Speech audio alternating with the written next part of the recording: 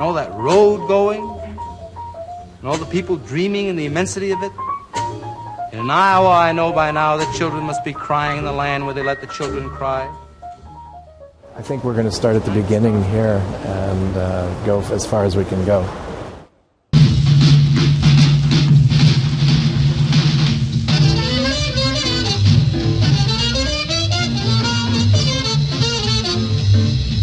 Yeah, it's just under 120 feet. It's only been rolled out the full length twice.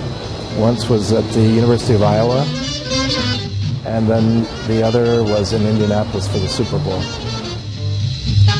He could type over 100 words a minute and didn't want to interrupt his thoughts. Treated the typewriter, I think, very much like the keys on a saxophone. It's a very physical act of typing, and he just launched into it. After, he had all of his notes assembled. He had made several attempts to begin this novel, but when he sat down for those 3 weeks, he was determined to just go through and get it all down. So I think that's just an incredible rush of creative energy, and I think people can kind of feel that sense when they see the scroll.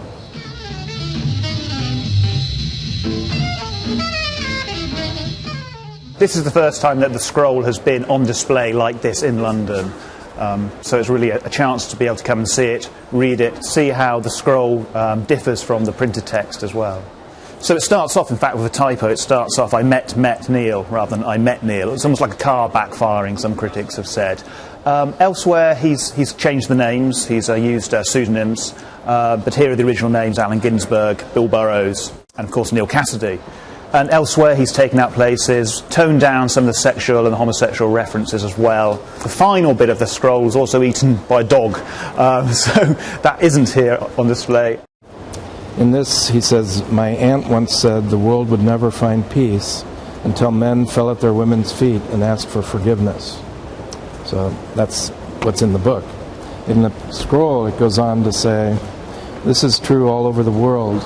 In the jungles of Mexico, in the back streets of Shanghai, in New York cocktail bars, husbands are getting drunk while the women stay home with the babes of the ever-darkening future. If these men stopped the machine and came home and got on their knees and asked for forgiveness, and the women blessed them, peace will suddenly descend on the earth with a great silence like the inherent silence of the apocalypse. I mean, that's kind of a big thing to not be there, isn't it?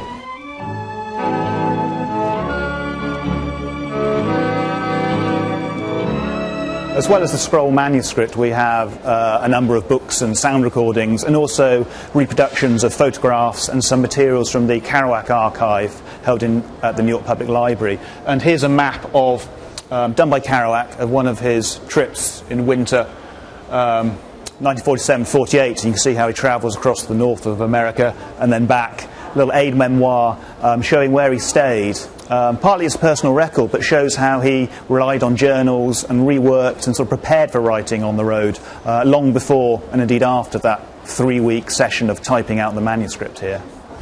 The novel got wrapped up with the idea of the beats and the lifestyle, and I think the young generation really took that on board and became an inspiration for generations to travel and to see the world and live.